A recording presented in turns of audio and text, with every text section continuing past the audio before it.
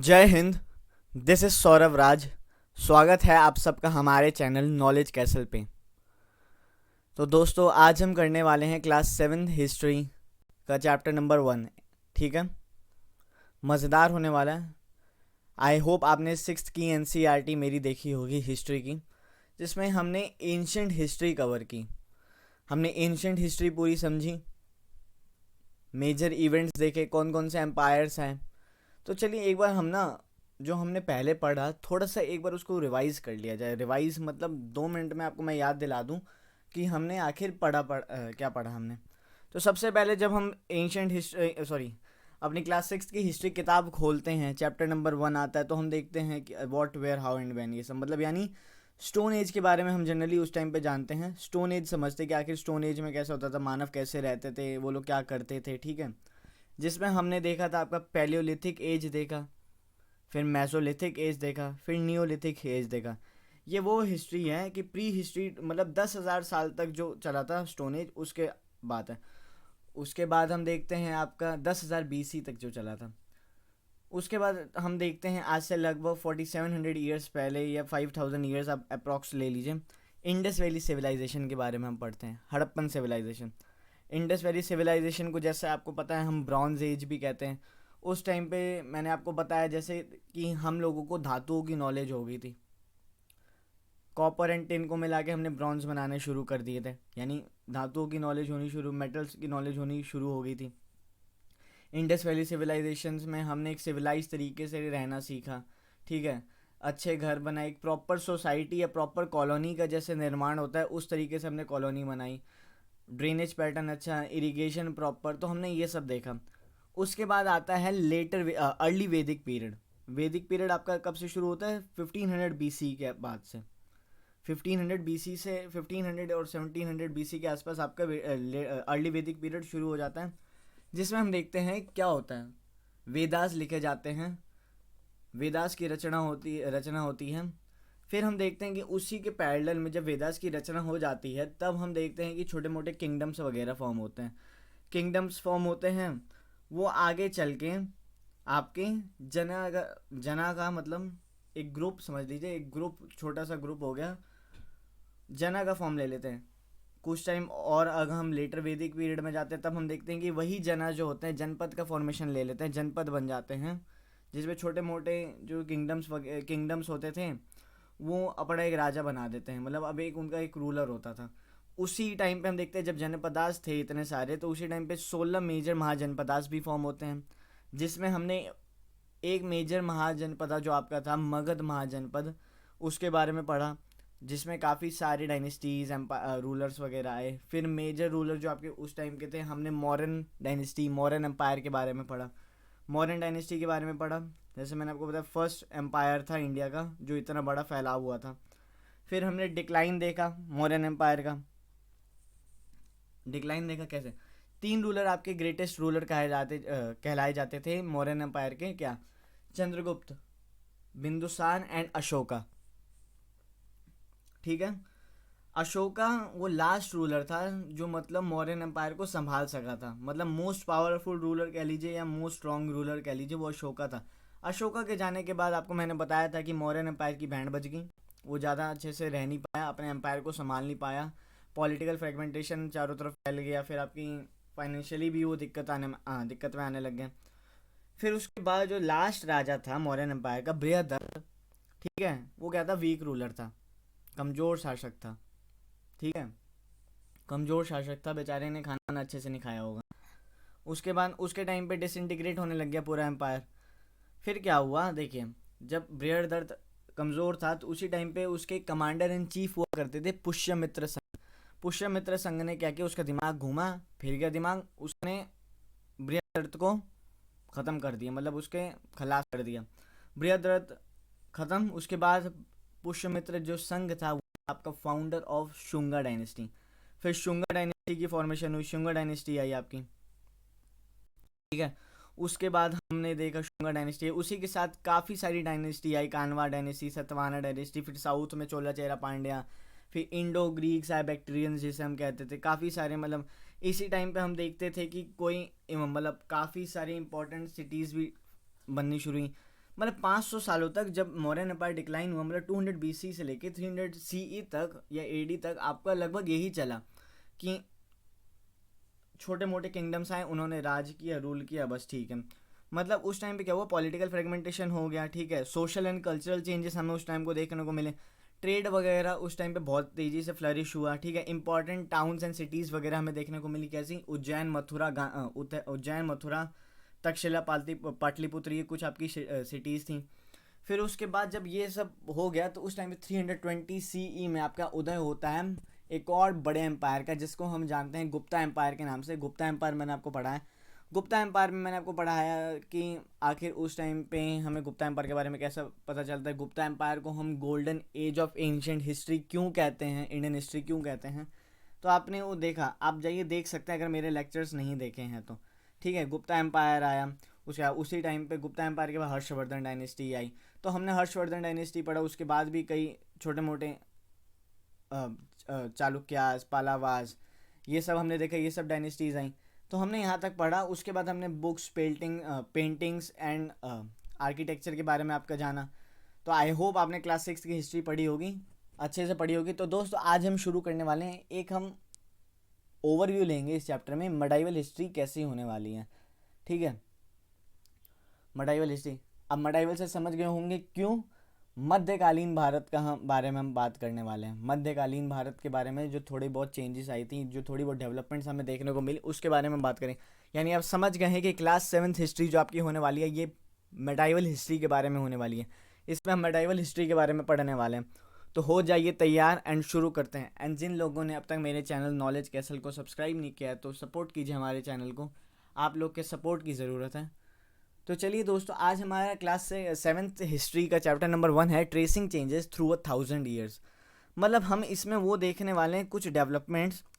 देखिए इसमें हम एक ओवरव्यू लेंगे अपनी मेडाइवल हिस्ट्री का, लगभग 1000 साल तक इसको मानते हैं। 750 AD से लेके हम 1700 AD, लगभग 1000 साल हमने मेडाइवल हिस्ट्री को देखा है। कितने साल आपकी मेडाइवल हिस्ट्री चली थी, 1707 या 50 मान लीजिए, जब तक औरंगजेब था, ठीक है।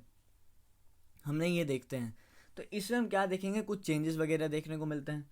देखिए अब कुछ चेंजेस वगैरह देखने को मिलते हैं, काफ़ी चीज़ों में डेवलपमेंट, मतलब इतने सालों में काफ़ी चीज़ें भी बदल जाएंगी। लिखने का लिटरेचर हो गया, फिर आपके रहने का ढंग हो गया, फिर खाने का तरीका हो गया, क्या क्या खाते थे, फ्रूट्स, फल, मतलब जो भी था खाने की चीज़ें थी, रहने की जगह थी, आर्किटेक्चर, पेंटिंग, लिटरेचर, ये सब पूरी तरीके से चेंज होता जा रहा था इस मतलब 1000 ईयर्स में। कभी कुछ चेंजेस आए, जैसे अभी हम पढ़ेंगे, ये पढ़ रहे, फिर दिल्ली सल्तनत, फिर मुग़ल एम्पायर, तो ये सब हम पढ़ने वाले हैं बहुत बढ़िया तरीके से। आप समझिएगा इस चैप्टर को, मतलब इस चैप्टर को नहीं, अब क्लास 7th हिस्ट्री आपकी बहुत इंटरेस्टिंग है।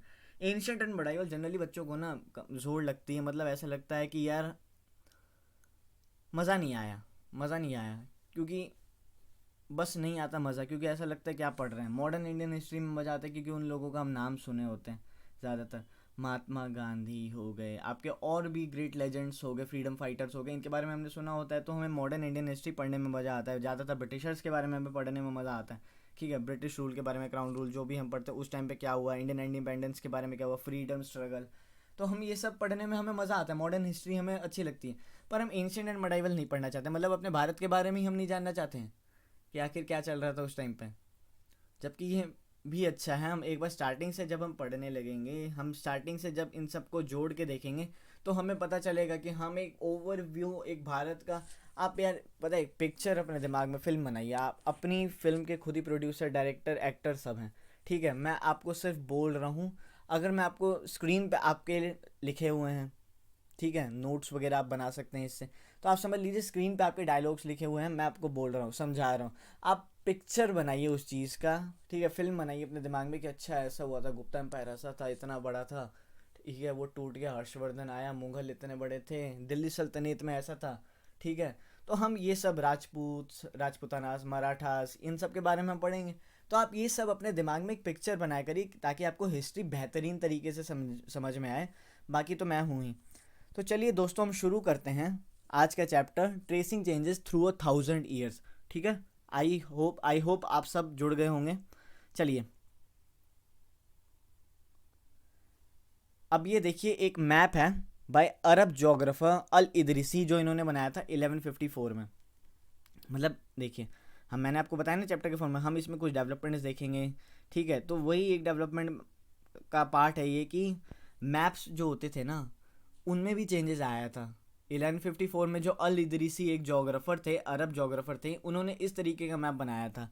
कुछ उल्टा पुल्टा मैप लग रहा है ये, ठीक है। आप ध्यान से देखिएगा तो उल्टा पुल्टा लग रहा है, ये कुछ श्रीलंका टाइप का लग रहा है, ठीक है। ये ओशन टाइप का लग रहा है कि, ठीक है, कुछ लिखा हुआ है, पता नहीं, समझ में नहीं आ रहा, ठीक। आप ये देख रहे हैं पर्शियन लैंग्वेज में, अरब लैंग्वेज समझ लीजिए, पर्शियन लैंग्वेज मेरे को नहीं पता कौन सी लैंग्वेज में लिखा है, पर लिखा है, ठीक है। अब आप देख रहे हैं इन्होंने मैप बनाया, अब आपको मैप, इन्होंने इंडियन सब कॉन्टिनेंट का एक मैप बनाया, तो आपको समझ में आ रहा है, ठीक है। नहीं आ रहा ना, आप लोग पूछेंगे अबे ये क्या खिचड़ी बना दी इसने, कौन से ग्रह का मैप है ये, आप लोग सोचेंगे, ठीक है, कौन सी जगह का मैप बना दिया ये। तो इन्होंने एक मैप बनाया। अब ये डायग्राम्स आपको सिर्फ समझाने के लिए, देखिए कैसे चेंजेस आए थे इन 1000 ईयर में। 1154 एडी की बात चल रही है आपकी, मतलब सोचिए कितना आगे आ गए हैं लगभग। हम वैसे तो इसमें 154 है, तो मतलब ये नहीं समझिएगा कि हम 1000 सी से पढ़ेंगे, हम 750 सी से पढ़ना शुरू कर देंगे। लगभग 1000 साल तक हम पढ़ेंगे इस चैप्टर में। सोचिए 1000 साल तक हम इसी, मतलब 1000 सालों की बात हम एक ही क्लास में पढ़ लेंगे, वाह, 7th क्लास की किताब में। तो आप देखिए इंडियन सब कॉन्टिनेंट का इन्होंने कुछ ऐसा मैप बनाया, अतरंगी सा मैप लग रहा है, 1154 में इन्होंने बनाया। वहीं एक फ्रेंच कार्टोग्राफर थे, ठीक है, फ्रेंच कार्टोग्राफर थे, उन्होंने इंडियन सब कॉन्टिनेंट का, जो सब कॉन्टिनेंट था हमारा, अर्ली 18th सेंचुरी जो थी हमारी 1720 जब में बनाया मैप। तो वो कुछ इस तरीके का बनाया। जिन्होंने बनाया था ये मैप, उनका नाम था, फ्रेंच में लिखा हुआ है, मैं आपको बता दूं, मैंने शायद इधर मेंशन नहीं किया, नोवेवू ऑफ गुलियामे दी आइले, ये कुछ ऐसा करके नाम था, हो सकता है प्रोनाउंसिएशन बड़ी गंदी हो, समझ में नहीं आएगा आपका, गुलेला गुलेला क्या बोल रहा है, ठीक है। माफ़ कीजिएगा। वैसे मैं आपको बता दूं, कार्टोग्राफर वो होता है जो मैप्स बनाते हैं, ठीक है। कार्टोग्राफर हम उसे कहते हैं हु मेक्स मैप और डिज़ाइन मैप्स, हम इन्हें कह सकते हैं, ठीक है। तो इन्होंने 1720 में ये मैप बनाया। अब आप ये मैप देखेंगे तो कुछ आपको लगेगा कि हाँ कुछ कुछ ऐसे ही हमारा भारत दिखता है, कुछ कुछ, पूरा नहीं, कुछ कुछ, मैंने कुछ कुछ शब्द का इस्तेमाल किया है। आप इसे देख के इंडिया के आज के मैप से कंपेयर तो नहीं कर सकते कि हाँ ऐसा ही था, क्योंकि काफ़ी चीज़ आपको तो ये नीचे कहीं दिख रहा है, ये जो कुल्फी सी है, बस इतना ही से आपको पेनिनसुला हमारा दिख रहा है, इतना आपने देखा। अब आप देखिए कितने चेंजेस आपको सिर्फ यहीं देखने को मिल गए, देखा आपने, इतने चेंजेस आपको यहीं देखने को मिल गए। क्या चेंजेस कि हाँ 600 सालों, लगभग 600 साल या 500 ईयर, मतलब 500-600 सालों आप समझ लीजिए कि 600 ईयर्स में लगभग इतने चेंजेस आ गए। मतलब इतना आपको चेंजेस देखने को मिल गया। एक मैप जो आपका अल इदरीसी ने बनाया, वो कैसा, मतलब ऐसा पता नहीं क्या अतरंगी सा लग रहा है, हम, मेरे को तो समझ में नहीं आ रहा, ठीक है। तो ठीक है, आपने ये देखा। फिर उसी 600 साल बाद भी मैप बनता है, पर एक कार्टोग्राफर, फ्रेंच कार्टोग्राफर होते हैं, उन्होंने ऐसा मैप बनाया, ठीक है, 1720। तो मतलब आप देखिए मैप्स में भी चेंजेस आए थे। तो इससे हमें पता चलता है इस चैप्टर से कि बेसिक है कि इसमें हम वो चीज़ देखेंगे कि आखिर मिडाइवल पीरियड में क्या क्या चेंजेस आए, क्योंकि वो लोग तो थे नहीं हमें बताने के लिए कि हाँ हमने ये लिखा वो लिखा, नहीं, हमें खुद जो भी सोर्सेज मिलता है तो हम अंदाज़ा लगाते हैं कि हाँ ये चेंजेस हमें देखने को मिले थे। तो आई होप आप समझ रहे होंगे मैं क्या कहना चाहता हूँ। अगर समझ रहे हैं तो चलिए हम आगे चलते हैं। अब देखिए कुछ ना टर्मिनोलॉजीज़ वगैरह आई थी। देखिए जब क्या होता है ना, जब इतने साल हम हिस्ट्री को कवर कर चुके हैं तो कई चीज़ें, टर्म्स वगैरह बड़ी बदली, फिर कोई ओल्ड टर्मिनोलॉजीज़ चल रही हैं, कोई नई टर्मिनोलॉजीज़ चल रही हैं, तो ये सब हमारे पास आए। तो अब हम इसमें वही देखेंगे कि कुछ नई और ओल्ड टर्मिनोलॉजीज़ हैं वो हमें देखने को मिलती हैं। तो देखिए historical records exist in variety of languages, जो हमारे हिस्टोरिकल रिकॉर्ड्स हैं जो एग्जिस्ट करते हैं आज, वो कई तरीके के लैंग्वेज में हैं, कई तरीके के लैंग्वेज में आपके एग्जिस्ट करते हैं। अब देखिए the term Hindustan was coined by Minaj Siraj chronicler who wrote in Persian. अब देखिए एक हिंदुस्तान जो आपका टर्म है ये किसने कॉइन किया था, मतलब किसने बताया था हमें, मिनाज सिराज ने। अब ये कौन थे, क्रॉनिकलर थे, ठीक है, जो पर्शियन वगैरह में लिखा करते थे।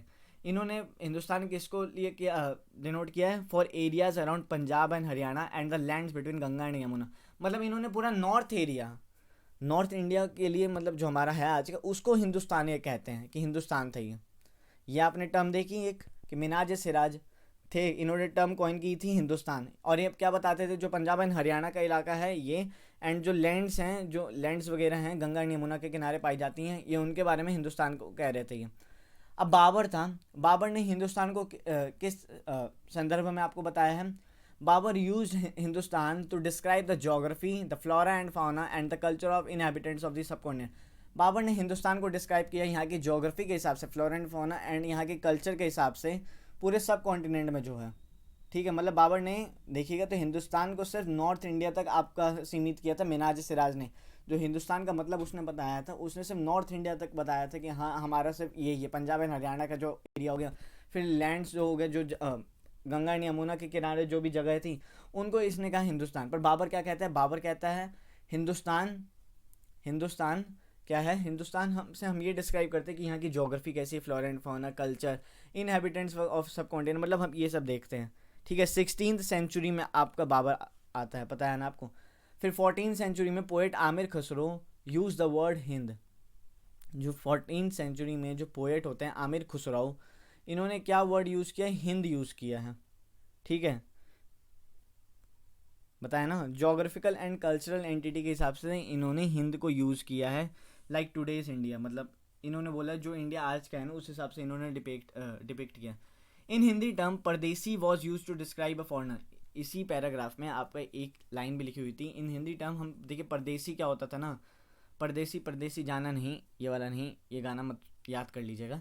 ठीक है, तो परदेसी क्या कहते थे हम, आज से नहीं, मैंने कई बार देखिए जब गांव में था ना, मैं लगभग बहुत साल हो गए मेरे को अपने गांव गए हुए, पर मैं जब जाता था ना कि ये देखिए परदेसी आ गए, मतलब किसी को भी अगर बाहर वाले को देख लेते ना, मैं सिर्फ यहाँ फॉरनर आउट ऑफ इंडिया की बात नहीं कर रहा, अगर कोई बाहर के भी आ जाते थे ना उस गाँव के, तो देखिए परदेसी आ रहे हैं, मैंने सुना है। पर यहाँ पे जो हिंदी टर्म परदेसी यूज़ किया गया है वो फॉरनर्स को डिनोट करने के लिए किया गया है, foreigners. In Persian it was called अजनबी, हम अजनबी भी कहते हैं।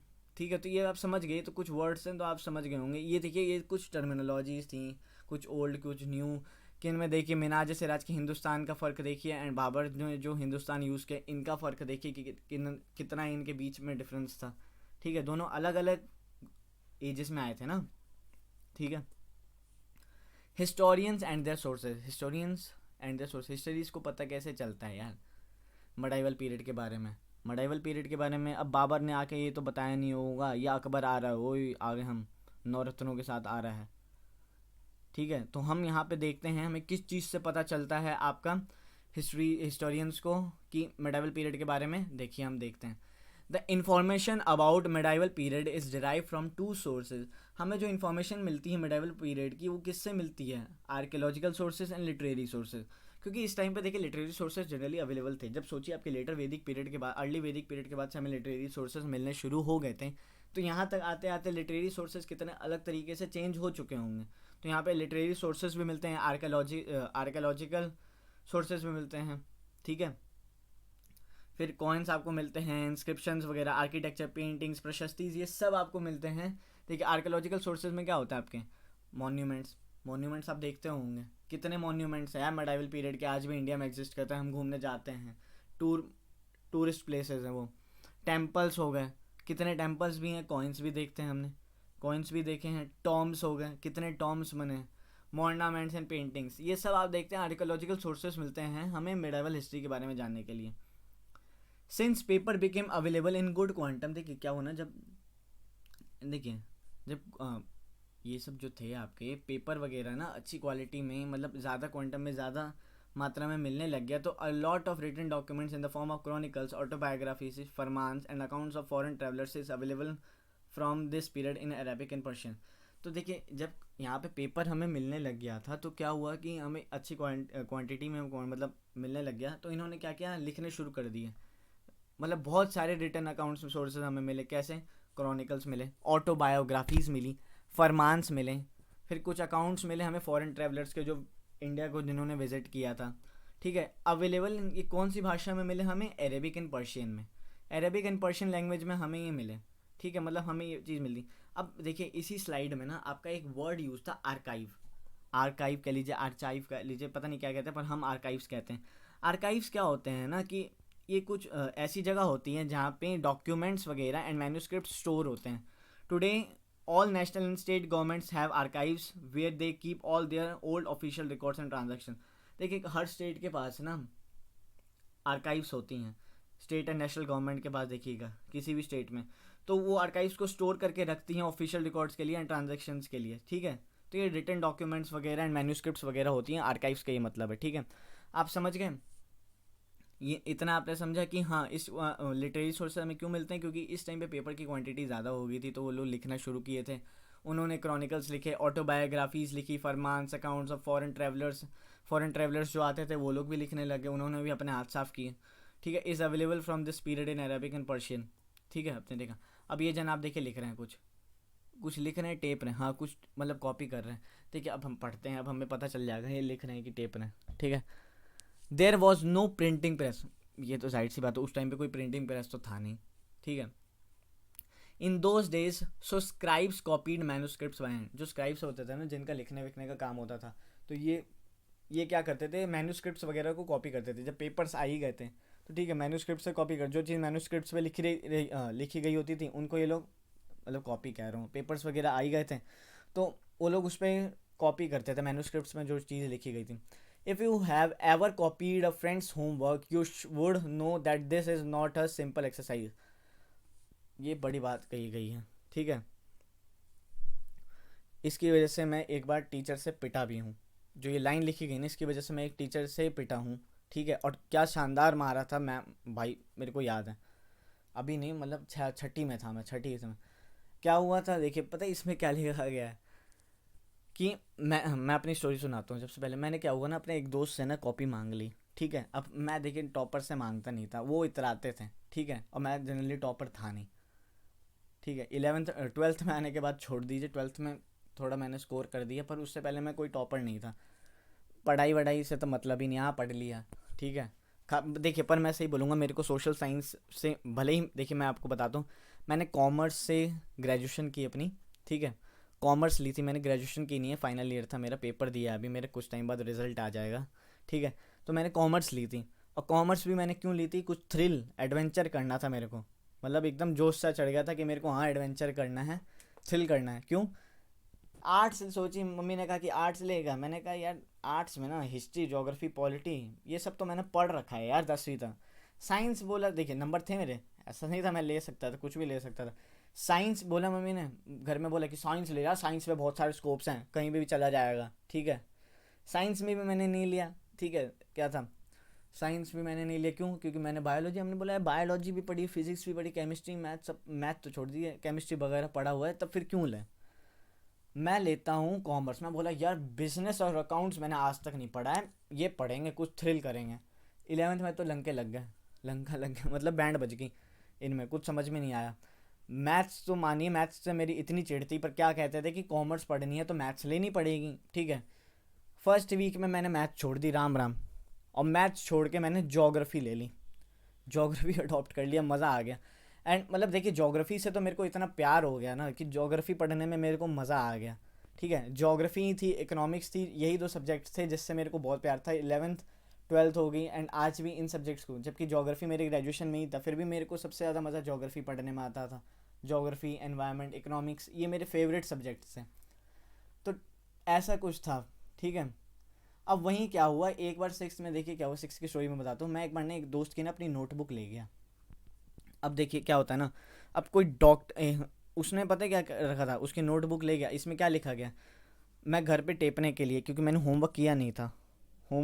अब मेरे कुछ समझ में आ नहीं रहा, उस टाइम पे फ़ोन होता नहीं था, अब मम्मी से फ़ोन मांगेंगे तो तुड़ाई अलग से होती थी कि दोस्त से बात करना, दोस्त मेरा कहाँ रहता, मैं कहाँ रहता, सिर्फ हम मिलते स्कूल में। तो मैं उसकी टेपने लग गया, एक तो समझ में नहीं आ रहा, पर इतना पता था अगर कुछ ना लिखा तो ज़्यादा पिटूंगा, कुछ लिख लिया तो कम पिटूंगा, पर पिटना है। एक टाइम पे ऐसा लगना, मतलब उसने इतनी बढ़िया तरीके से कीड़े मकोड़े चला रखे थे ना, ठीक है। मतलब शब्द इतने शानदार शानदार कि डॉक्टर फेल हो जाए, इतने बढ़िया तरीके से उसने कीड़े मकोड़े चला रखे थे। और कौन सी लैंग्वेज थी, हिंदी थी, हिंदी की टीचर थी। हिंदी मेरे को आज भी नहीं आती, हिंदी लिखने बैठ जाऊंगा पता चला एक पेज लिख रहा हूँ 2 घंटे तक लिखता ही रह गया हिंदी सॉरी हिंदी, क्योंकि छूट गई थी ना आदत, अब बीच में शुरू हुई है, पर हिंदी हमारी लिखनी पड़ती है यार, इंडिया में रह रहे हैं तो ये चीज़ तो शर्म की बात है, पर करेंगे प्रैक्टिस कर। तो हिंदी लिखी, उसने पता नहीं क्या कीड़े मकोड़े चला है। अगले दिन टीचर ने जब कॉपी चेक की, ठीक है, तो मेरे से पूछा भाई क्या लिख रखा है, क्या लिख रखा है, और मेरे को मारा इसलिए नहीं, मैंने शब्द गलत लिख रखे थे, मेरे को समझ में नहीं आया था क्या शब्द लिख रखे थे, उसकी वजह से मैं पिटा था। मतलब पूरे सेंटेंस, पूरी कहानी, जो भी आंसर लिखा था उसका मतलब ही चेंज कर दिया था मैंने एकदम। जो होते थे ना उस टाइम पे ग्रामर्स वगैरह होते थे, ग्रामर्स के जो मीनिंग्स वगैरह हम लिखते थे या कुछ वर्ड्स के मीनिंग हो गए, उनको मीनिंग ही चेंज कर दिया। इतनी शानदार तरीके से पीटा था ना मैम ने। मैम बड़ी खतरनाक थी, डेंजर मैम थी भाई, टीचर एकदम डेंजर थी हमारी। तो ऐसे पीटा था। तो सोचिए वही यहाँ पे कहा गया है कि जब आप अपने दोस्तों की कॉपी होमवर्क ले जाते हैं, कॉपी करते हैं, तो आपको भी मुश्किल होती होगी उनकी राइटिंग समझने में, कॉपी करने में, क्योंकि आपकी राइटिंग उसकी राइटिंग अलग नहीं है ना, मतलब सेम नहीं है ना। तो वहीं इन स्क्राइब्स को भी दिक्कत आती थी जब ये टेपते थे, मतलब टेपते कह रहा हूँ, कॉपी करते थे मैन्यूस्क्रिप्ट से अपने, लिखते थे, तो उन्हें समझ में आता नहीं, तो धुंधला धुंधला दिख रहा है, अतरंगी लैंग्वेज में लिख रखा है, समझ में आ नहीं रहा है, बस लिखे जा रहे हैं, अच्छा ये लिखा है। और स्क्राइब्स हैं, उन्होंने उसकी कॉपी की, उन्होंने और चेंज कर दिया। मतलब जो चीज़ ओरिजिनल क्या थी आपने लिख क्या दिया, ठीक है, था केला बना दिया आपने सेब, वही बात होगी। कुछ मैच किया नहीं, मैच किया ना, चलिए कोई बात नहीं, हंस दीजिए। मतलब ये ऐसा सा हो गया। Sometimes you cannot read your friend's hand writing are and are forced to guess what is written. बात तो सही है। और सबसे ज़्यादा देखिए, ये तो सिर्फ मैंने क्लास के एग्जाम्पल लिए थे, सबसे ज़्यादा इसमें बच्चे फंसते हैं एग्जाम के टाइम पर। बस टीचर पेपर दिखाए, वो देख ले, दो टेप लेते हैं, उस समझ में आ नहीं रहा, उसमें उस टाइम पर जो माथा गर्म होता था ना, एक तो टाइम रन की, मतलब टाइम बीते जा रहा है, ऊपर से राइटिंग समझ में नहीं आ रही, उससे पूछ रहे होता नहीं, मतलब समझ लीजिए उस टाइम पे। As a result there are small but significant differences in your copy of your friend's work. कुछ डिफरेंसेस वगैरह मिलते थे। इन्होंने मैन्यूस्क्रिप्ट्स लिखे, तभी मैन्यूस्क्रिप्ट इसे क्या पल्ले पड़ रही है, जो देख रहा है अच्छा लिख दे रहा है, कुछ समझ में आया ना है, ठीक है। Manuscripts copying is somewhat similar, manuscripts वगैरह बताएं। As scribes copied manuscripts they also introduce small changes, a word here, a sentence there. वही जो क्या था कि जो ये लोग टेपते थे जब मैन्यूस्क्रिप्ट से, जब कॉपी करते थे, तो क्या हुआ कि इन्होंने कभी क्या करते थे, एक किधर का शब्द किधर लगा दिया, कोई सेंटेंस किधर जोड़ दिया, मतलब पता ही नहीं चला सर पैर कहाँ गए है उसका। ऐसा होता था। ये तो एक एग्जाम्पल है, पता नहीं कितने चीज़ें लिखी होंगी। हिस्टोरियंस को तभी तो उन्हें मैन्यूस्क्रिप्ट से पढ़नी होती है कि भाई साहब असली सोर्स था क्या, बताओ तो, ये पता नहीं क्या कहानी लिख रहे हैं। These small differences grew over centuries of copying until manuscripts of the same text became substantially different from one another. ये चलता रहा जब तक मैन्यूस्क्रिप्ट, ठीक है। This is a serious problem because we rarely find the original manuscript of the author today. ये सही में सीरियस प्रॉब्लम थी ना, हमें आज के टाइम पे बहुत रेयरेस्ट चांस में मिलते हैं, और रेयरेस्ट चांस में आपके मिलते हैं मैन्यूस्क्रिप्ट्स, मिलते हैं आपके ऑथर्स के जिन्होंने उसे ओरिजिनली लिखा था। ये दिक्कत की बात थी, बड़ी दिक्कत की बात थी। We are totally dependent upon the copies made by later scribes. हम क्या टोटली डिपेंड किस पे करते हैं, जो स्क्राइब्स लिखे गए थे, स्क्राइब्स ने जिन मैन्यूस्क्रिप्ट्स को कॉपी करके लिखा था, हम उन्हीं पे डिपेंड करते हैं कि तिगड़म चला दी उन्होंने, जो भी लिख दिया हम उसी को मान लेंगे। कोई सेंटेंस इधर का उधर हुआ, चलिए मानना पड़ेगा ही। अब टाइम मशीन तो है नहीं कि ये क्लिक किया गए, देख लिया, अच्छा मैन्यूस्क्रिप्ट में ये लिखा, चलो मैन्यूस्क्रिप्ट उठा लिए, चोरी कर लिया, नहीं नहीं क्या। As a result, historians have to read different manuscripts versions of the same text to guess what the author had originally written. इसके तहत पता है क्या होता था कि जो हिस्टोरियंस होते थे ना, उन्हें क्या होता था कि काफ़ी सारे जो लिटरेरी सोर्सेज जो इन्होंने मैन्यूस्क्रिप्ट्स एक ही तरीके की कॉपी किए थे ना, तो उनको पढ़ना पड़ता था, समझना पड़ता था, दिमाग अपना चलाना पड़ता था कि आखिर जो असली जो ऑथर था, जो राइटर था, वो आखिर कहना क्या चाहता था। वो एक डायलॉग ने, आखिर कहना क्या चाहते हो, मतलब कहना क्या चाहता था वो बताना चाह रहा था इसमें। हिस्टोरियंस को समझना पड़ता था, मतलब काम तो खतरनाक था, ठीक है। हमारी टीचर तो एक ही कॉपी चेक करती थी और पकड़ लेती थी कि अच्छा इसने पता नहीं क्या तिगड़म चला रखा है, ठीक, ये समझा आपने। On occasion authors revise their chronicles at different times. The 14th century chronicler Ziauddin Barani wrote his chronicle first in 1356 and another version 2 years later. अब एक ही देखिए, कभी कभी क्या होता था ना कि अदर ऑथर्स ने डिफरेंट टाइम्स पे ना एक ही इंसान के बारे में कभी कभी लिख देते, जैसे इसने लिखा। देखिए 14th century में क्या हुआ, एक क्रॉनिकलर था जियाउद्दीन बरानी, उसने अपनी क्रॉनिकल लिखी 1356 में, उसके 2 साल बाद एक और बार लिख दी, एक और वर्जन निकाल दिया। मतलब भाई साहब दो वर्जन निकाले जा रहे उस टाइम पे। The two differ from each other, but historians did not know about the existence of the first version until the 1960s. दो अलग अलग वर्जन थे, पर हिस्टोरियंस को 1960s से पहले फर्स्ट वर्जन के बारे में तो कुछ अता पता था ही नहीं कि अच्छा फर्स्ट वर्जन भी था। It remained lost in large library collection. Large library या लाइब्रेरी इतनी बड़ी होती है, उसमें कोई खो गया था तो मिला नहीं, इतने टाइम बाद मिल रहा है, समझ रहे हैं ना। तो आप देखिए मतलब यहाँ पे क्या हुआ था, कितनी चेंजेस आए थे हमें लिटरेरी सोर्सेज, मतलब स्क्राइब्स कैसे लिखते थे, मैन्युस्क्रिप्ट्स को उन्हें कॉपी करने में दिक्कत आई थी यार। ये आप उससे समझ सकते हैं। देखिए एक तो मैंने अपनी स्टोरी बताई कि थोड़ी बहुत आपको मैंने बताया अपना सिक्स का। आप अपने बारे में देखिए, आज भी अगर आप भी बच्चे होंगे, सेवन्थ क्लास में हैं, एट्थ में हैं, या कुछ बड़े बच्चे हैं जो देख रहे हैं स्टूडेंट्स हैं कॉम्पिटेटिव के, तो अगर वो किसी भी बच्चे की राइटिंग अगर कॉपी करते हैं ना, तो उस बच्चे ने क्या लिखा है अगर साफ सुथरा नहीं होगा तो आप समझ नहीं पाएंगे, नहीं समझ पाएंगे। बहुत रेयर होता है। फिर अगर उसमें द लिखा होगा तो आप देख रहे हैं टी लिखा है कि क्या लिखा है, तो आप द की बदले ही लिख देते हैं और टी गायब। ठीक है, टी गायब हो गया, मतलब दिक्कत आती थी। तो वही इन्होंने भी किया। सोचे उस टाइम पे पर्शियन अरब में जब हमें मिले तो ये कैसे लिखते होंगे। कुछ तो बच्चे ऐसे होते कीड़े मकोड़े चला के आ जाते ये, मतलब ऐसा लग रहा है कीड़ों की रेस हो रखी है, कौन सा कीड़ा पहले आगे भागेगा, ऐसे मतलब लिखते थे। कमाल लिखते थे यार। तो आपने ये चीज़ समझी कि मैन्युस्क्रिप्ट जो थे उसमें कई बार ना स्क्राइब्स ने अपने वर्जन में लिखा। अपने वर्जन में क्या लिखा, उसने टेपा, एक ने दूसरे से टेपा, दूसरे ने तीसरे से टेपा, तीसरे ने चौथे से टेपा, चौथे तक जब बात गई तो पहली वाली बात खो गई। ओ भाई, पहला वाला बंदा जिसने रियल ऑथर था वो कहना क्या चाहता था। तो ये सब प्रॉब्लम्स हिस्टोरियंस को फेस करनी पड़ती थी लिटरेरी सोर्सेज जब उन्हें चाहिए होते थे। चलें, new social and political groups. इस टाइम पे क्या हुआ, कोई नए सोशल एंड पॉलिटिकल ग्रुप्स वगैरह फॉर्म हो रहे थे। ठीक है, new social and political groups आपके फॉर्म हो रहे थे। The study of 1000 years between 700 to 1750 is a is a huge challenge to historians, largely because of the scale and variety of developments and that occurred over the period. क्या हुआ था, देखिए हमें historians को क्या हुआ था, पॉलिटिकल ग्रुप्स फॉर्म हो रहे थे, न्यू सोशल चेंजेस आ रहे थे। 1000 चेंजेस में नहीं आएंगे, 1000 चेंजेस कह रहे हो, 1000 years में। अब देखिए 700 से लेकर 1750 तक हिस्टोरियंस को स्टडी करना, लगभग 1000 साल के बारे में स्टडी करना, हिस्टोरियंस की बैंड बज जाती होगी।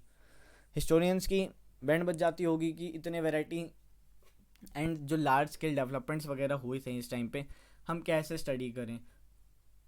तो समझ रहे हैं उनके कितनी दिक्कत आती थी। ठीक है, in this period new technologies made the appearance. नई टेक्नोलॉजी आने के बाद हमें कुछ कुछ पता चलने लग गया उस टाइम के बारे में। The Persian wheel in irrigation, the spinning wheel in weaving and fire arms in combat.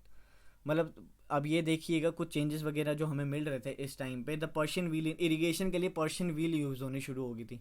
ठीक है, spinning wheel in weaving, spinning wheel जो होती थी आपकी वीविंग के लिए वो यूज़ होने लगी थी। फायर आर्म्स इन कॉम्बैट, मतलब फायर आर्म्स तक इनके पास होने शुरू हो गए थे। कॉम्बैट लड़ाइयों के लिए उन्होंने फायर आर्म्स तक शुरू कर दिए थे, मतलब वो बंदूक सी कुछ होती होगी, बंदूक सा। तो ये सोचिए ये कुछ डेवलपमेंट्स थी। फिर न्यू फूड भी है, नए चेंज, देखिए न्यू कुछ चेंजेस वगैरह आ रहे हैं, न्यू सोशल पॉलिटिकल ग्रुप्स अगर आ रहे हैं तो ये भी new foods and beverages arrived in the sub continents. Potatoes, corn, chillies, T and coffee, ये सब भी हमारे भारत में है। वैसे मैं आपको बता दूँ ये सारी चीज़ें भारत की है नहीं, तो कहते हैं ना भारत में जिसका जन्म हुआ, इनका जन्म नहीं हुआ था भारत में, ये भारत में बाहर से आई थी। As a result this was a period of economic, political, social and cultural changes. ये वो टाइम था जहाँ पे आपको economic changes, political changes, social changes and cultural changes आपको देखने को कई वैरायटी में एंड वास्ट एरिया में आपको देखने को मिल रही थी। अब potatoes, corn, chillies, T and coffee थी, ये हवा में उड़ के तो आ नहीं जाएंगी कि ये उठाया हमने यूरोप से, उठाया ये फ्लाई कर दिया हमने सीधा इंडिया में। प्लेन भी नहीं था उस टाइम पे, तो चलो। तो ये ऐसा तो हो नहीं हुआ, कोई ना कोई आया होगा, वो लेके आया होगा, उसने देखा यहाँ के लोग नहीं खाते होंगे, उसने उनको बताया होगा अरे आप खाइए, पोटैटो खाइए, कॉर्न खाइए, चिली खाइए, चाय पीजिए चुस्की मारिए एकदम, कॉफ़ी पीजिए। तो ये सब बताया होगा, कोई आया होगा, उसने ये सब खाने की चीज़ें लाया होगा, तब बताया, तभी तो ये चीज़ें हमारे सब कॉन्टिनेंट में आई। ऐसे ही तो उड़ के आ नहीं जाएंगी कि समुद्र में तैरते हुए सबमरीन की, मतलब फिश मछली की तरह आ रहे हैं, छक छक छक छक आ गए हम, नहीं ना। तो कोई जो आया होगा बाहर से, फॉरेनर्स आए होंगे, उन्होंने पोटैटोज़ लाए, कॉर्न भी वो इंडिया में लेके आए, चिलीज, टी, कॉफ़ी, मतलब ये सब इंडिया में अराइवल हुआ था इनका इस टाइम पे। ठीक है, और इस टाइम पे हमें economic, political, social and cultural changes भी देखने को मिल रहे थे। ठीक है, अब आई होप आप समझे होंगे। ये थी आपकी पर्शियन व्हील। इरिगेशन इस टाइम पे होता थी, कुछ बाल्टी सा होता था। ठीक है, आप देख रहे हैं ये पर्शियन व्हील होती थी इस टाइप की। It was a period of great mobility, great mobility मतलब समझ रहे हैं ना कि एक तरह से दूसरी जगह जाने में आसानी हो रही थी। मोबिलिटी मतलब काफ़ी सारे राज्य वगैरह भी तो बन रहे थे। देखिए कई सारे ग्रुप्स का भी फॉर्मेशन हो रहा था, कई सारे ग्रुप्स भी थे, उसी में से थे the one such group of people was Rajputra. One such group of Rajputra भी आने शुरू हो गए थे इस टाइम पे, राजपूताना, ठीक है, राजपूताना जिसे हम कहते थे। तो राजपूत्र देखिए क्या वर्ड है ये, राजपुत्र जो शब्द आया है ना आपका, ये राजपुत्र से आया है। इसका जनरली मीनिंग होता है रूलर का लड़का। लड़का बार बार क्यों कह देता हूँ यार, रूलर का बेटा, आप सन समझ लीजिए। रूलर का जो भी बेटा होता था उसे हम राजपूत कहते थे। ये लगभग 8 से लेकर 14 सेंचुरी तक ये लोग आए थे, ठीक है। जनरली ये क्या होते थे, वॉरियर्स की क्लास में आते थे, इनको हम वॉरियर्स कहते थे कि राजपूत है तो वॉरियर है, इनका लड़ने का काम है, ठीक है, वॉरियर है। तो इन्हें क्या चीज़ अगर हमको आपको याद हो तो मैंने आपको वर्ण सिस्टम में आपको बता रखा था क्षत्रिय। तो जाहिर सी बात है ये लोग अपने आप को क्षत्रिय भी कहने लग गए थे। अगर वॉरियर है, लड़ने का काम है, तो क्षत्रिय है, क्षत्रियों को काम ही क्या होता है, लड़ने का होता है, ठीक है। The term include not just rulers and chieftains but also soldier. मतलब देखिए क्या होता था ना, सिर्फ रूलर्स के जो लड़के होते तो उन्होंने राजपूत यूज़ करना नहीं है, जो सोल्जर्स एंड कमांडर्स भी वो होते थे ना इनके अंडर, उन्होंने भी इसको यूज़ करना शुरू कर दिया था कि we are Rajput, we are the son of Rajput, मतलब राजपूत हैं, तो उनके यूज़ करने शुरू हो गए थे। अब कई देखिए क्या होते हैं, राजपूत के बारे में कई पोएट्स भी लिखी गई हैं, ठीक है। अदर देखिए, अदर जो ग्रुप होते थे, अदर ग्रुप ऑफ वॉरियर वर मराठास थे, सिक्स थे, जाट्स भी इसी टाइम पे आए थे, अहोम्स एंड कयास्थास। कयास्थास आपके होते थे, देखिए ये होता क्या, कयास्थास वही होते थे स्क्राइब्स वगैरह एंड का काम होता था इनका, स्क्राइब्स होते थे जनरली, ठीक है। एक कास्ट होती है, जैसे हर चीज़ की इन्होंने बता दिया ना ग्रुप, तो इनका एक स्क्राइब्स का ग्रुप जो होता था उसे हम कयास्थास कहते थे। Through out the period there was a gradual clearing of forest and extension of agriculture. इस टाइम पे क्या हुआ कि मतलब फॉरेस्ट को अच्छे तरीके से एकदम सफाई की गई, मतलब एकदम बहुत तेज़ लेवल पे फॉरेस्ट क्लियर किए गए एंड वहाँ पे एग्रीकल्चर फैलाया गया। Changes in their habitat force many forest dwellers to migrate. मतलब क्या होता था, इस चेंजेस की वजह से क्या हुआ ना, कई जो फॉरेस्ट टाइप्स वगैरह थे जो फॉरेस्ट पे निर्भर थे वो लोग माइग्रेट करने शुरू हो गए, क्योंकि उनके हैबिटेट को नुकसान पहुंचने लग गया था। सोचिए उस टाइम पे पेड़ काटने लग गए थे हम, सोचिए, ठीक है, एग्रीकल्चर के लिए हमने पेड़ काटे, इन्होंने बहुत तेज़ी से पेड़ काटे, तो उस चक्कर में क्या हुआ कि हैबिटेट जो थे वहाँ पे लोग रहते थे उनको भी दिक्कत हुई। वहाँ के जो नागरिक थे, टाइप्स थे, उन्होंने फिर माइग्रेट करना शुरू कर दिया।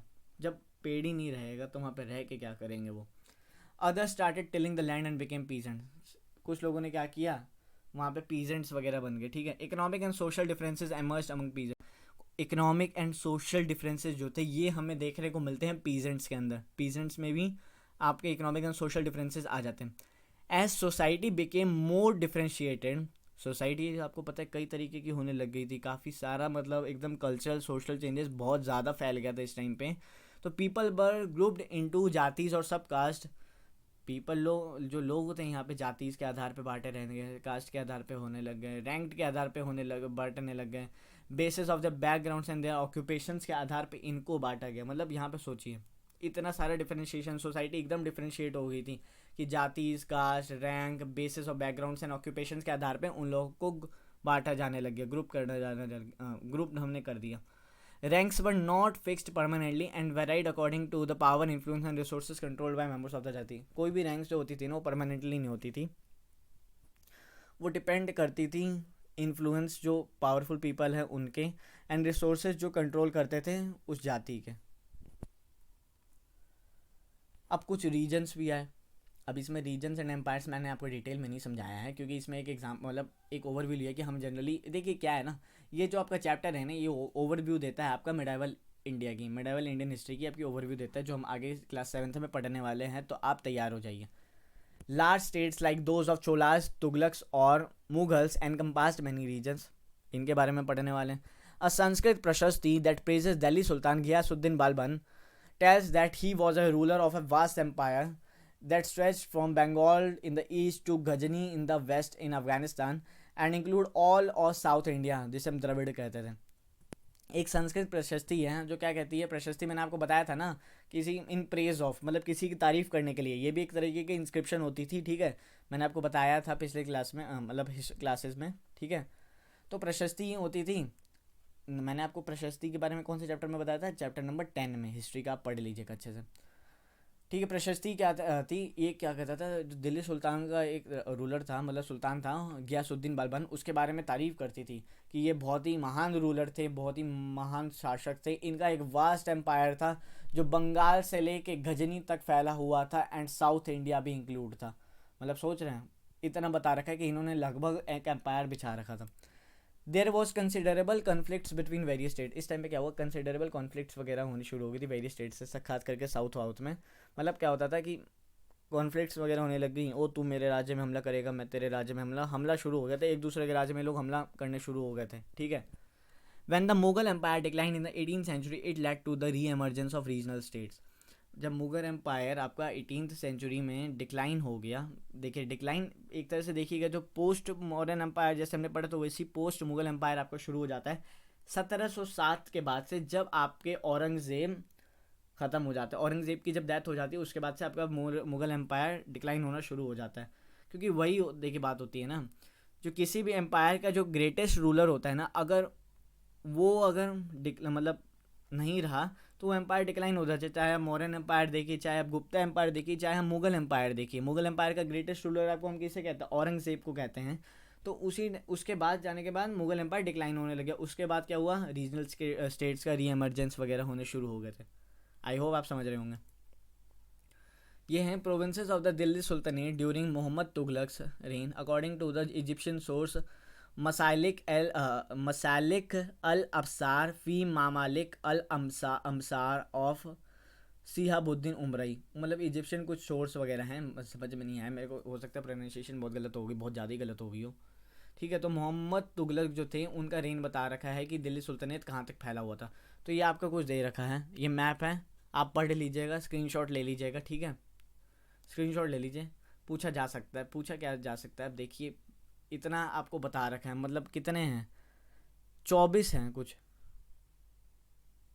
24 आपको दे रखे हैं, मतलब 24 इसके प्रोविंसेस वगैरह इन्होंने बता रखे हैं। आप ये देखिए यहाँ से, मतलब ये पूरा मोहम्मद तुगलक के रेन में था, अंडर था, ये आपको पूरा बता रखा है। ठीक है, आप देखिएगा, इसको स्क्रीनशॉट ले लीजिए। अब देखिए यहाँ पे लैंग्वेज एंड रीजन, क्या लैंग्वेजेस जो थे वो रीजन के आधार पे बंटने लग गए थे। ठीक है, लैंग्वेजेस जो थे हर रीजन के आधार के हिसाब से अलग अलग भाषाएं बोली जाने लगी थी। तो आमिर खुसरो जो एक पोइट थे 1318 में, उन्होंने क्या लिखा, a different language in every region of this land. मतलब जो भारत था हमारा, इसमें हर रीजन के हिसाब से डिफरेंट लैंग्वेजेस बोलने लग गई। जैसे सिंधी, लाहौरी, कश्मीरी, दवर समुद्री इन सदर्न कर्नाटका, जो ये सब लैंग्वेज थी, सिंधी, लाहौरी, कश्मीरी, दवर समुद्री इन सदर्न कर्नाटका, ये सब बोलने लग गए। तेलंगानी, तेलंगानी जो भाषा थी आपकी, ये आंध्र प्रदेश में। गुजरारी इन गुजरात, मबारी इन तमिलनाडु, गौरी in Bengal, Awadhi in eastern Uttar Pradesh, and Hindavi in the area around Delhi, ये सब भाषाएं बोलने लगी। Amir Khusro went on to explain that in contrast to these languages there was Sanskrit which did not belong to any region. देखिए इन भाषा जो मैंने आपको बताई, ठीक है, इन भाषा को मैंने आपको बताया हर रीजन के आधार पे बटे हुए थे, पर संस्कृत किसी भी भाषा, संस्कृत ऐसी भाषा थी जो किसी भी रीजन के आधार पे नहीं थी कि हाँ इस रीजन में संस्कृत बोली जाती है, ऐसा कुछ नहीं था। It was an old language and common people do not knew it, only the Brahmans do. मतलब देखिए संस्कृत जो थी आपकी पुरानी लैंग्वेज थी, late early Vedic period, Vedic time से आपकी चली आ रही थी संस्कृत। तो संस्कृत क्या होता था कि नॉर्मल लोग नहीं जानते थे कि व्हाट इज संस्कृत, मतलब संस्कृत क्या है, हमें समझ में नहीं आ रही, नहीं बोल पा रहे। तो सिर्फ संस्कृत जो उस टाइम पे जानते थे ब्राह्मण्स वगैरह ही जानते थे, संस्कृत की नॉलेज सिर्फ आपको ब्राह्मण्स को ही थी। ठीक है, old and new region religions, कुछ ओल्ड एंड न्यू रिलीजन्स वगैरह भी इस टाइम पे फॉर्म हुए। अब देखिए हम देखते हैं, the 1000 years of history that we are exploring witnessed major developments in religious traditions। ठीक है, जब इतने हज़ारों सालों की बात हम करने जा रहे हैं तो यहाँ पे हम काफ़ी रिलीजन्स भी फ्लरिश होंगे। ठीक है, ओल्ड रिलीजन्स हो गया, न्यू रिलीजन्स वगैरह भी आएंगे। Peoples believe in the divine was some time deeply personal but more usually it was collective. Collective मतलब क्या होता था, लोगों की जो बिलीफ थी भगवान में, ईश्वर में, वो कभी कभार अंदर तो होती थी पर एक कलेक्टिव होती थी। मतलब आप अकेले किसी देवता को मान रहे हैं तो हो सकता है कि कोई यार भी मान रहे हो, मतलब कलेक्टिव। अब देखिए कलेक्टिव से हम क्या समझते हैं, collective belief is a super in a super natural agency religion was often closely connected with the social and economic organization of local community. Collective belief जो होता था हमारे एक सुपर नेचुरल एजेंसी, मतलब एजेंसी कैसा शब्द यूज़ कर रहा है, सुपर नेचुरल जो हमारे पावर्स मतलब डिविनिटी पे, किसी भी ईश्वर पे अगर हम विश्वास कर रहे हैं, उस पर बिलीव था हमारा, तो क्लोजली कनेक्ट ये हमें किससे करता था? देखिए, हम किससे जोड़ता था? हमारी सोसाइटी से जोड़ता था, इकोनॉमिक ऑर्गेनाइजेशन और लोकल कम्युनिटीज से ये हमको जोड़ देता था, ठीक है, जो उस भगवान या ईश्वर, उस डिवाइन, उस रिलीजन को मानते थे, ठीक है. As the social worlds of these groups altered so too did their beliefs. It was during this period that important changes occurred in what we call Hinduism today. It was during this period that important changes occurred in what, देखिए कुछ changes थे इसी time पे, क्या था, Hinduism का भी उदय हुआ था, हिंदुइज्म भी बहुत तेज़ी से फैला था, ठीक है. These included the worship of new deities and the construction of temples by royalty and the growing importance of brahmans, the priests and dominant groups in society. इसी टाइम पे क्या हुआ नए नए डाइटीज़, मतलब नए नए ईश्वर, माताएं हो गई, इन लोगों की मूर्तियां हम बनाने लग गए, इन लोग की पूजा करने लग गए, कंस्ट्रक्शन हुआ ह्यूज लेवल पे आपका टेम्पल्स का. फिर इंपॉर्टेंस सोसाइटी में बढ़ गई, किन की? ब्राह्मण्स की इंपॉर्टेंस बढ़ गई, प्रीस्ट की इंपॉर्टेंस बढ़ गई. एंड जो डोमिनेंट जो ग्रुप्स होते थे, डोमिनेंट जो लोग होते थे, बड़े लोग होते थे, उनकी एक पोजीशन बन गई सोसाइटी में, मतलब वो लोग डोमिनेट करने लग गए थे सोसाइटी को. Their knowledge of Sanskrit text earn the Brahmans a lot of respect in society. जो मैंने आपको बताया पिछले स्लाइड में कि क्या हुआ था कि नए लोग नहीं जानते थे आज के टाइम पे संस्कृत लैंग्वेज, तो इसी वजह से जो संस्कृत टेक्स्ट की जो नॉलेज थी ब्राह्मण्स को, इसके कारण ब्राह्मण्स की नॉलेज, और मतलब नॉलेज कह रहा हूँ, रिस्पेक्ट और बढ़ गई थी आपकी सोसाइटी में ब्राह्मण्स की पोजीशन और भी ज़्यादा इंक्रीज हो गई थी पुराने टाइम के मुकाबले. Their dominant position was consolidated by the support of their patrons, new rulers searching for prestige. अब patron का मतलब देखिए, an influential wealthy individual who supports another person, an artist, a craftsperson, a learned man or a noble.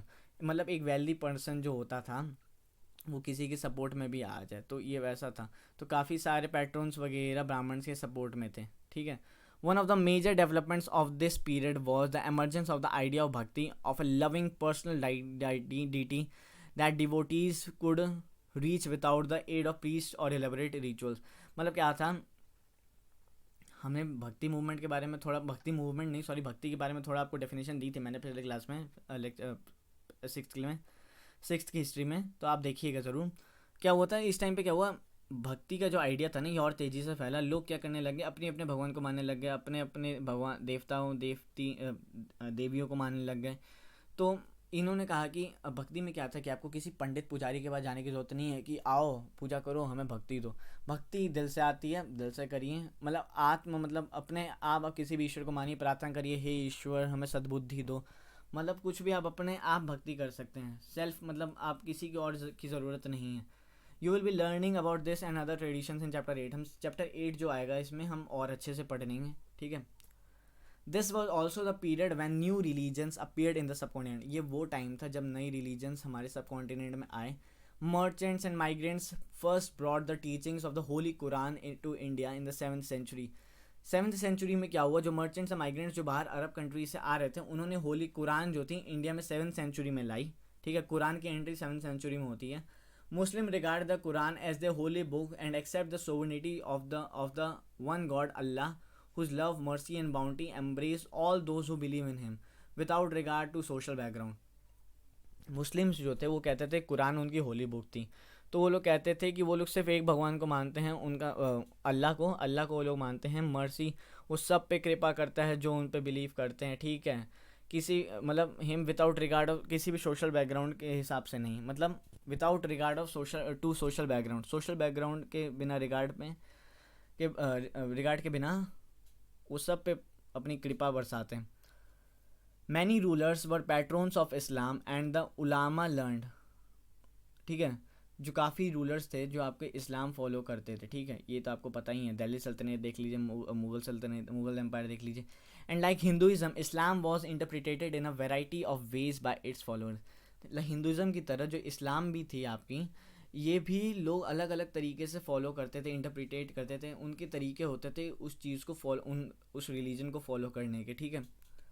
There were the Shia Muslims who believed that the Prophet Muhammad's son-in-law Ali was the, देखिए जो शिया मुस्लिम थे वो लोग ये मानते थे कि जो प्रॉफिट मोहम्मद के सन इन लॉ थे Ali, was the legitimate leader of the Muslim community. Ali जो थे वो क्या थे, लीडर थे मुस्लिम कम्युनिटी के. And the Sunni Muslims who accepted the authority of the and जो सुन्नी मुस्लिम्स थे वो क्या करते थे, authority of the early leader khalifas, वो खलीफाज पे बिलीव करते थे, खलीफाज की कम्युनिटी पे बिलीव करते थे, एंड द सक्सीडिंग खलीफाज.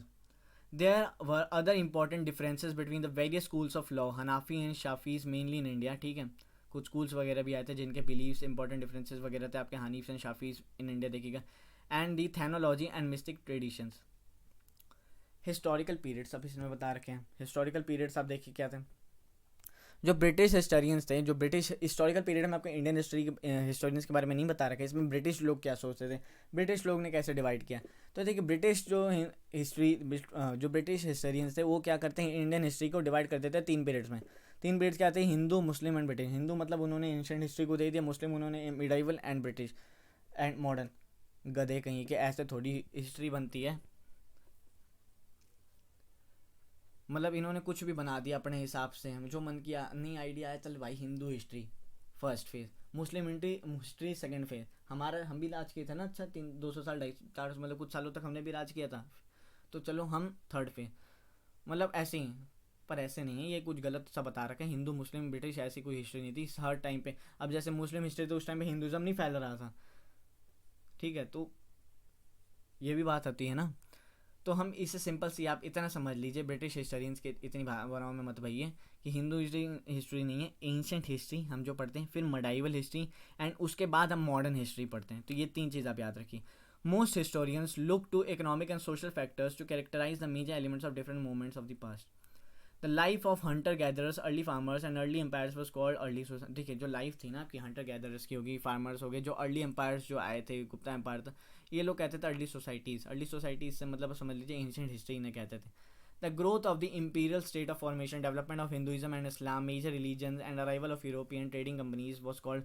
देखिए जो इंपीरियल स्टेट के जो फॉर्मेशन हुआ था, उनके ग्रोथ हुए थे, डेवलपमेंट हुआ था, डेवलपमेंट हो रहे थे आपके हिंदुइज्म में, इस्लाम में, जो मेजर रिलीजन्स थे आपके, अराइवल हुआ था आपका यूरोपियन ट्रेडिंग कंपनीज का जो भारत में उसको ये लोग कहते हैं मिडाइवल पीरियड, मिडाइवल हिस्ट्री. आप समझ गए. The last era was called modernity which carried a sense of material progress and intellectual development. मतलब देखिए लास्ट जो एरा आपका मॉडर्न हिस्ट्री था, उनको ये कहते हैं modernity which carried a sense of material progress intellectual development वगैरह जिसमें हुई थी, इनको उसको ये मॉडर्न हिस्ट्री से डिनोट करते हैं. तो ये कुछ आपके हिस्टोरिकल पीरियड्स हैं. अब दोस्तों आपके लिए एक गुड न्यूज़ है कि थर्सडे को, परसों मैं आ रहा हूँ आपके लिए वर्ल्ड ज्योग्राफी की सीरीज़ लेके. ये आपका चैप्टर कंप्लीट हो गया है. वर्ल्ड ज्योग्राफी ज़रूर देखिएगा, मज़ा आने वाला है आपको. तो आई होप आपको इस चैप्टर से कुछ सीखने को मिला होगा, आपको चैप्टर अच्छे से समझ में आया होगा. अगर अच्छे से समझ में आया तो वीडियो को लाइक कीजिए, चैनल को सब्सक्राइब करना नहीं भूलिएगा, एंड बस इन्जॉय कीजिए यार, इन्जॉय कीजिए, किताब पढ़िए, ठीक है. ज्योग्राफी एंड इकोनॉमिक्स, देखिए ये जो 4 सब्जेक्ट्स हैं ना, geography, economics, polity and history, इसमें मैं आपको महारत हासिल करवा दूंगा. महारत इन द सेंस, देखिए मैं कोई स्पेशलिस्ट नहीं हूँ, ठीक है, मैंने कोई पीएचडी नहीं की इन सब्जेक्ट्स में, पर मैं आपको इतना वादा करवा देता हूँ ना कि किसी भी एग्ज़ाम की अगर आप तैयारी कर रहे हैं ना, तो आपको बेसिक से लेकर एडवांस तक की जो भी तैयारी करनी होगी, एनसीईआरटीज़ आपके बेस मानते हैं, रेफरेंस बुक को हम थोड़ा बहुत समझ लीजिए रेफरेंस के लिए समझते हैं. उसके बाद आपके जो करंट अफेयर्स है, देखिए करंट अफेयर्स है ना, मैं आपको जल्दी बताता हूँ. जैसे ही मैं सब वर्ल्ड हिस्ट्री शुरू होगी, वर्ल्ड ज्योग्राफी जब मैं शुरू करूँगा, तो हम करंट इवेंट्स वगैरह भी जोड़ेंगे. अब कुछ मान लीजिए कुछ लेटेस्ट मैं न्यूज़पेपर्स वगैरह मैं पढ़ते रहता हूँ, कुछ नई कंट्रीज़ के बारे में सुनाई, कुछ नई प्लेस हो गए. आपको मैं देखिए जब इंट्रो बताऊँगा ना, तो आपको ज्योग्राफी पढ़ने का एक तरीका बताऊँगा मैं. थोड़ा वेट कीजिए, सस्पेंस बनाए रखिए. आपको ज्योग्राफी पढ़ने का एक बहुत ही बढ़िया तरीका बताऊँगा, अगर आपको ज्योग्राफी अच्छे से समझनी है तो. देखिए geography is mother of all subjects, हम इसलिए ऐसे ही थोड़ी कहते हैं, इसलिए मेरे को ज्योग्राफी से बड़ा प्यार है यार, मज़ा आ जाता है ज्योग्राफी पढ़ने में. तो आप लोग जुड़ जाइएगा, वीडियो को लाइक कीजिए, चैनल को सब्सक्राइब कीजिए. आशा करता हूँ आपको ये वीडियो अच्छा लगा होगा, कुछ आपको सीखने को मिला होगा. दोस्तों में शेयर कीजिए, फैलाइए, बताइए कि कैसा लग रहा है आपको लेक्चर. कमेंट सेक्शन में आपके जो भी क्वेश्चन से पूछिए. कुछ अगर मैंने गलत इन्फॉर्मेशन कह रहा हूँ, वैसे तो सारी बुक्स सही हैं, मतलब अगर आपको कुछ डाउट लगता है इस चैप्टर में कि हाँ फिर ये कैसे हुआ था, कुछ आपके कुछ मतलब इन बिटवीन द लाइंस अगर आपको कुछ भी ऐसा लगता है, डाउट्स वगैरह हैं जो मैंने आपको इस सब्जेक्ट में टॉपिक में पढ़ाया, तो आप पूछिए, बेझिझक पूछिए. झिझक किस चीज़ की यार, आपका अपना हो, आपका अपना दोस्त हो, अपने दोस्त से भी आप शर्माएंगे, पूछिए, बिंदास पूछिए. तो दोस्तों एक बात आपको मैं बता दूं, आप चैनल को सब्सक्राइब कीजिए, मज़े करने वाले हैं आप, बहुत मज़ा आने वाला है आपको में, ठीक है, please subscribe the channel. Thank you so much for watching this video. जय हिंद।